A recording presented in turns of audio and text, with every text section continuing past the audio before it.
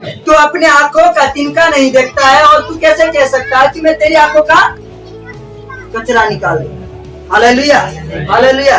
मुझे कुछ आता नहीं और मैं दूसरे को सिखाऊंगा, अच्छी शिक्षा दूंगा, वो मैं अपनी समझ के अनुसार दूंगा, जैसा मुझे पसंद आएगा वैसा दूंगा। हालेलुया। लेकिन यहोवा परमेश्वर कहता अपनी समझ का सहारा लेना। हालेलुया। अगर मैं गलती कर रहा, अगर मैं शादी में जाकर, मैं बाजार में जाकर लड़कियों को छेड़ रहा हूँ और मैं तुम्हें यहाँ मीटिंग में बैठकर कहूंगा शादी में जाकर ये गलत काम मत करना। हालेलुया। तुम कहोगे पहले तू सुधर जा। हालेलुया। पहले तू सुधर जा फिर हमें सुधारना। हालेलुया। इसीलिए वचन के यहाँ पे कहता है तू आप ही व्यभिचार करता है और दूसरों को कैसे कहता है तू व्यभिचार न करना। इसीलिए सबसे पहले खुद को सुधार। Hallelujah, hallelujah, hallelujah. और तू खुद मूर्तों को लूटता है और कहता है कि मूर्तों के सामने हालेलुया मत जा। खुद को सुधारना पड़ेगा। Hallelujah, hallelujah. अभी एक पेड़ को देखो। हालेलुया।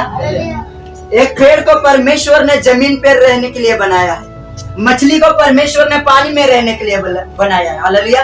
जब मछली को पानी से बाहर निकालोगे तुम्हें मारने की जरूरत नहीं, वो ऑटोमेटिक मर जाएगी। हालेलुया।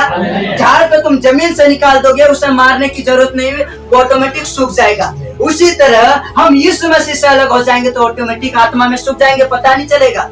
हालेलुया। तुम जीवित तो रहोगे लेकिन आत्मा में नहीं, शरीर में। हालेलुया। जीवित रहोगे और जब मरोगे तो ये शरीर मिट्टी में मिल जाएगा और आत्मा का न्याय होगा तो हालेलुया नरक में। Hallelujah, hallelujah, hallelujah. इसीलिए हालेलुया प्रभु यीशु कहता है हालेलुया कि इस शरीर को मारने वालों से मत डरो, उससे डरो जो इस शरीर और आत्मा को दोनों को मार सकता है। हालेलुया। किससे डरना चाहिए? हालेलुया।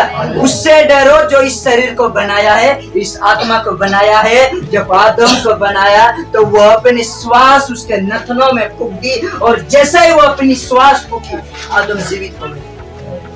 Hallelujah, hallelujah. इसीलिए क्या कहता है वचन? हालेलुया। क्या कहता है? हालेलुया कि तू शरीर को खत्म करने वाले, शरीर को घात करने वाले, शरीर को मारने वाले उनसे मत डरो, उनसे डरो जो आत्मा को मार सकता है, जो शरीर को नष्ट कर सकता है, वो यीशु मसीह। हालेलुया। एक गीत लिखा था मैंने कि अंधकार में चल रहा था, नरक की खाई में जा रहा था, अंधकार में चल रहा था, नरक की खाई में जा रहा था। हालेलुया। हम अंधकार में चलते में पता नहीं चलता। हालेलुया। जब हम बुरे काम करते हैं तो हम एक एक स्टेप किधर जाते हैं? नरक की ओर बढ़ते हैं। हालेलुया। व्यवस्था, व्यवस्था मतलब बाइबिल। हालेलुया। अगर तू यीशु में है, तू मसीह को जानता है लेकिन तू इस वचन पे नहीं चलता तो कोई काम कार नहीं है। हालेलुया। तू यीशु यीशु करता है लेकिन यीशु के वचनों पे नहीं चलता है तो तेरा कोई भी, उसका कोई भी वो नहीं होगा कि तू परमेश्वर में, तू मसीह में। Hallelujah, hallelujah.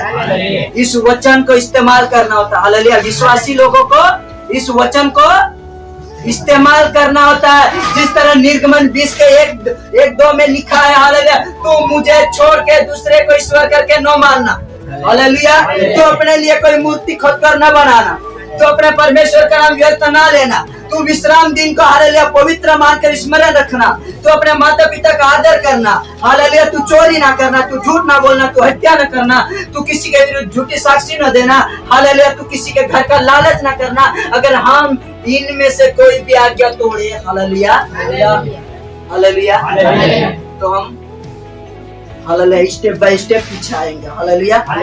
एक समय होता है हालेलुया, प्रभु यीशु ने कहा तू विश्राम दिन को स्मरण रखना। विश्राम दिन कौन सा? हालेलुया।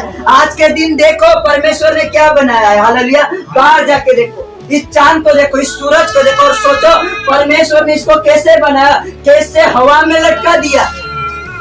हालेलुया। कैसे वो हवा में लटका हुआ, सोचो हवा में उसे लटका सकता है, तो वो कितना सामर्थ्य परमेश्वर है। Hallelujah, hallelujah. वो दिन और रात बना सकता है। हालेलुया। वो हालेलुया टाइम पे बारिश बरसाता है। हालेलुया।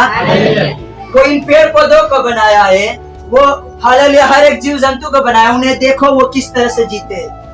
हालेलुया। वो किस तरह से जीते। हालेलुया।